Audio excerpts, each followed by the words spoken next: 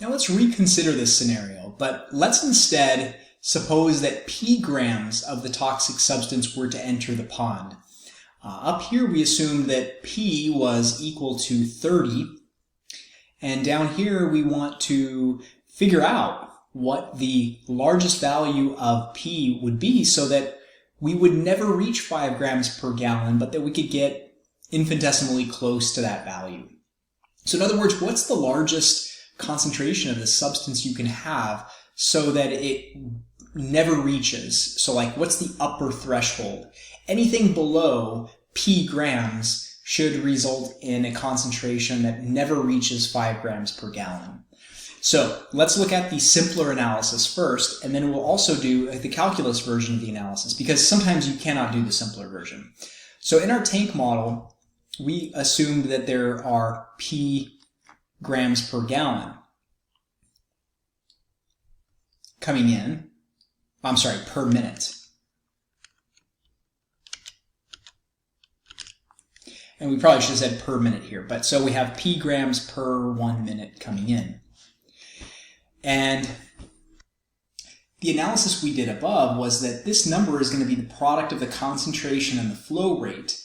And if we look at how many gallons per minute are coming in, we already know that that's 20.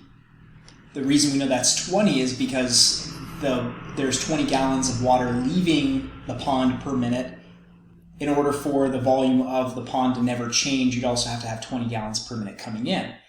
Well, in order for us to exactly reach 5 grams, right, to get exactly 5 grams per gallon, we would have to be injecting 5 grams per gallon of this toxic substance in the first place. So anything below 5 grams per gallon, you're never going to reach the concentration of 5 grams per gallon. But the question is, what's the largest value of p? 20 times 5, this will give me grams per minute. This will come out to 100 grams per minute. So that means that the largest value of p is going to be 100. That's the easiest way to determine that value. But let's go ahead and do it the calculus way as well. How do you work with this symbol? Because in the next couple of problems, we're going to have to work with this symbol. So our model dy dt, without rebuilding the whole thing again, is going to be the rate of grams per minute coming in, which is p, minus what's coming out, which we've already established to be 0.002y. So the only thing that's changed in this problem is what's coming in.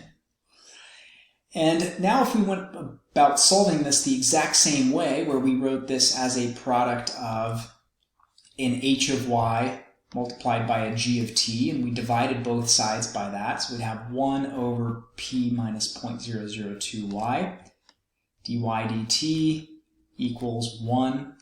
And now when we integrate both sides with respect to t, you notice that it ends up being the same problem. The only difference here is that now we have this constant p. And I say, well, how do I deal with the constant p? Well, it's a constant, so you treat it as if it were a number. When we go to Wolfram alpha, in place of putting in what we had there before, which was 30, we're going to put in p. And Wolfram alpha will know that if we're integrating with respect to y, to treat p as if it were a constant. So here we have what that comes out to, which is a very similar integral, once again, negative 500 natural log of p minus 0.002y equals t plus c. Again, carrying out very similar steps. Natural log of p minus 0.002y equals negative 0.002t plus c. That's the same thing we got before. And when we exponentiate and divide by 0.002, what we'll end up with is k e to the negative 0.002t plus p over 0.002. Okay, so this p before was our 30 divided by 0.002, which came out to 15,000, but now we don't have that value.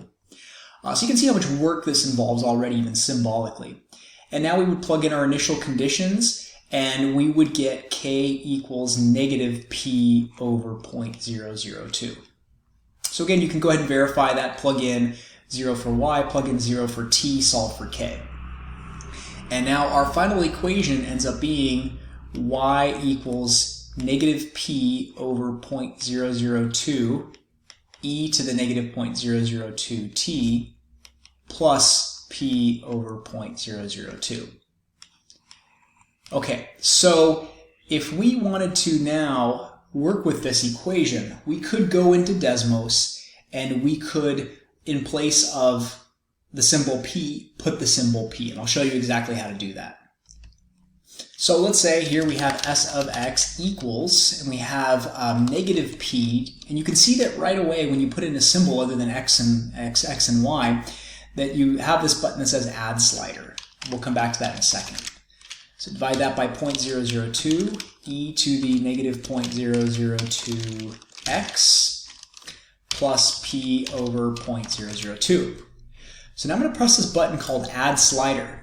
And what that does is, first of all, it starts by setting a default value, and it always sets that slider to start by default between negative 10 and 10. You can see that as I change that value of p, it really shifts that curve quite a bit. In fact, let me go ahead and zoom out far enough so you can kind of see that it's going to look much like the same function, but as I change that value of p, you can see it changes the equilibrium amount, the value at which the amount of toxic substance in the pond stabilizes to.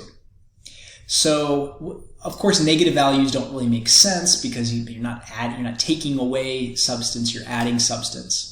You come up to this gearbox, you press edit. Now you can change this to be between whatever values you want. Now I'm just going to go, because I already know something about this, I'm going to go up to 100. And the reason I'm going up to 100 is because we have already solved and we found that p equals 100 is the right value. But you would normally have to play around with the slider quite a bit to see what effect it has. So rather than to graph s of x, I don't want to look at the total amount of the substance in the pond, I want to look at the concentration of it. So I'm not really even interested in this curve here. What I'm really interested in is s of x divided by the volume, which is 10,000. That's going to produce a really flat curve. I'm just going to come over here and change my y-axis from 0, and I'm going to go up to 5. And the reason I'm going to go up to 5 is because 5 is the maximum allowable concentration that I want to reach. And of course, as you put more grams per minute into that pond, that means you're adding a higher concentration. And as soon as that amount reaches or starts to stabilize, see now it's getting really close. It never quite reaches 5 here. It's about 4.95 is where this one stabilizes to. But if I make this 100, you now see that the asymptote is exactly at y equals 5. So we get the same answer this way as well. So y equals 5. And that's when p is equal to 100. Another thing you can do in here, by the way, is when you change your settings, you can actually change this to like a dotted line just to show that that's your asymptote.